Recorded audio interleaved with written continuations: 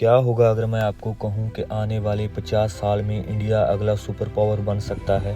India पहले से ही दुनिया की 5वीं सबसे बड़ी इकॉनमी है। इसकी आबादी धरती पर सबसे ज्यादा है। इसके पास न्यूक्लियर वेपन है और ये चांद के साउथ पोल पर स्पेस क्राफ्ट उतारने वाला पहला देश है। लेकिन इंडिया में 230 मिलियन लोग अभी भी गरीबी में जी रहे हैं। लगभग 4 में से 1 इंडियन पढ़ या लिख नहीं सकता और इसकी पर कैपिटा इनकम बांग्लादेश से भी कम है।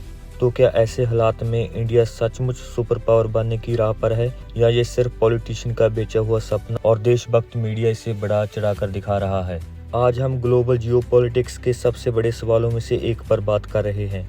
क्या इंडिया सच में सुपर पावर बन सकता है? इसके फेवर में क्या काम कर रहा है, क्या है जो इसे रोक रहा है और क्या बदलने की जरूरत है? चलिए हम इस पर बात करते हैं। शुरू करने से पहले वीडियो को लाइक कीजिए, चैनल को सब्सक्राइब कीजिए, आपको आने वाले वीडियो अपडेट मिलते रहेंगे। सबसे पहले आइए समझते हैं सुपर पावर असल में क्या है, क्योंकि ये शब्द बहुत इस्तेमाल होता है और ज्यादातर लोग इसे गलत समझते हैं। सुपर पावर सिर्फ एक बड़ा देश नहीं होता, यह एक ऐसा देश होता है जो 4 खास एरिया में दबदबा रखता है। सबसे पहले बात आती है इकोनॉमिक पावर की। एक सुपर पावर ग्लोबल इकोनॉमी के एक बड़े हिस्से को कंट्रोल करती है। उदाहरण के लिए यूएसए की जीडीपी 27 ट्रिलियन डॉलर से ज्यादा है। ये अगले 3 देशों को मिलाकर भी उससे ज्यादा है। लेकिन ये सिर्फ टोटल जीडीपी के बारे में नहीं है, ये हर व्यक्ति की जीडीपी के बारे में है। एक सुपर पावर देश की दौलत उसके नागरिकों तक पहुंचती है, सिर्फ उसके अरबपतियों तक नहीं। नंबर 2 पर आता है मिलिट्री पावर। एक सुपर पावर दुनिया में कहीं भी अपनी ताकत दिखा सकती है। यूएस के विदेशों में 700 से ज्यादा मिलिट्री बेस हैं और चीन के अफ्रीका और मिडिल ईस्ट में इनकी संख्या बढ़ रही है। नंबर 3 पे आता है टेक्नोलॉजिकल दबदबा। एक सुपर पावर इनोवेशन में आगे रहती है। चिप्स, सॉफ्टवेयर, एआई और इंफ्रास्ट्रक्चर को कंट्रोल करती है, जिस पर बाकी दुनिया निर्भर करती है। यूएसए सिलिकॉन वैली को कंट्रोल करता है। चीन दुनिया के ज्यादातर रेयर अर्थ मिनरल्स और मैन्युफैक्चरिंग सप्लाई चेन को कंट्रोल करता है। अगर आप टेक्नोलॉजी को कंट्रोल करते हैं तो आप भविष्य को कंट्रोल करते हैं। एक सुपर पावर कल्चर, भाषा, मीडिया और डिप्लोमेसी को आकार देती है। Hollywood, English, American universities, American fast food chain, ये सभी यूएस सॉफ्ट पावर के टूल हैं। जब दुनिया भर के लोग अपनी तरह बनना चाहते हैं तो उन्हें मजबूर करने की जरूरत नहीं है, वो अपनी मर्जी से आपके पीछे आते हैं। अभी तक सिर्फ यूनाइटेड स्टेट्स ही इन 4 नंबरों में सही है। चीन करीब है, ये मैन्युफैक्चरिंग में हावी है, इसके पास एक बड़ी मिलिट्री है और ये बेल्ट एंड रोड इनिशिएटिव के जरिए अपना असर बढ़ा रहा है। लेकिन चीन में अभी भी अमेरिका जैसी सॉफ्ट पावर और ग्लोबल कल्चरल असर की कमी है। इंडिया पावरफुल है और इसके चारों एरियो में पोटेंशियल है, लेकिन इसे हर एक कैटेगरी में अभी लंबा रास्ता तय करना है। तो चलिए देखते हैं कि इंडिया कहाँ खड़ा है, अच्छा, बुरा और बदसूरत। चलिए सबसे पहले अच्छी खबर से शुरू करते हैं, क्योंकि सच में एक्साइटेड होने के लिए बहुत कुछ है।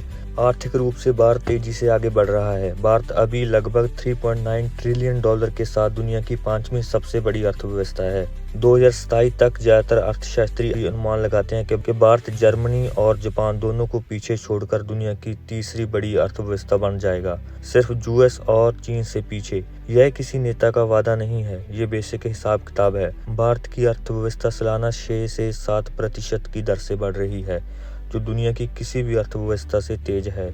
जबकि चीन की ग्रोथ लगभग 4 से 5% तक धीमी हो गई है और पश्चिमी इकोनॉमी 2% तक पहुंचने के लिए संघर्ष कर रही है। भारत उड़ान भर रहा है। और यहाँ एक बात और है जो ज्यादातर लोगों को नहीं पता। भारत 2022 में यूके को पीछे छोड़कर 5वीं सबसे बड़ी अर्थव्यवस्था बन गया। जिस देश ने 200 सालों तक भारत को गुलाम बनाया, अब वह आर्थिक रूप से भारत से पीछे है। ये सिर्फ एक कहानी नहीं है, ये रियलिटी है। और अगली सबसे बड़ी बात, भारत का सबसे बड़ा हथियार उसके लोग हैं। भारत में लगभग 1.44 बिलियन लोग हैं, जो दुनिया के किसी भी देश से सबसे ज्यादा हैं। 2023 में भारत पॉपुलेशन के मामले में चीन से भी आगे निकल गया। लेकिन सिर्फ आबादी का ही फायदा नहीं, फायदा उस आबादी की उम्र का है। किसी भी मुल्क के लिए उसके यंग लोग ही मायने रखते हैं। भारत में मीडियन उम्र सिर्फ 20 साल है। इसकी तुलना में चीन 39, जापान में 49, जर्मनी में 45 और ज्यादातर यूरोपियन देशों में 40 से ज्यादा उम्र वाले लोग हैं। इसका मतलब है कि भारत में काम करने की उम्र वाली बहुत बड़ी आबादी है।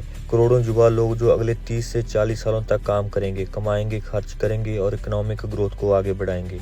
चीन में पहले से ही आबादी कम हो रही है। 2015 में उसकी वर्कफोर्स कम होने लगी थी। जापान में एक दशक से ज़्यादा समय से ये कम हो रही है। भारत की काम करने की उम्र वाली आबादी कम से कम 2035 तक अपने पीक पर नहीं पहुंचेगी और कुल आबादी लगभग 2060 तक अपने पीक पर नहीं पहुंचेगी। भारत अभी भी बाकी की 3 कैटेगरी में पछड़ा हुआ है। सो फिलहाल देखना होगा कि हम कितनी तेज़ी से ग्रो कर पाते हैं और यूएस और चाइना को पीछे छोड़ सकते हैं। लेकिन अभी तक चाइना बहुत ही रफ्तार से ग्रो कर रहा है और हो सकता है कि वो दुनिया की अगली सुपर पावर बन जाए। इस वीडियो को लाइक और शेयर कीजिए और चैनल को सब्सक्राइब कीजिए। मिलते हैं अगले बड़े अपडेट के साथ। Thank you.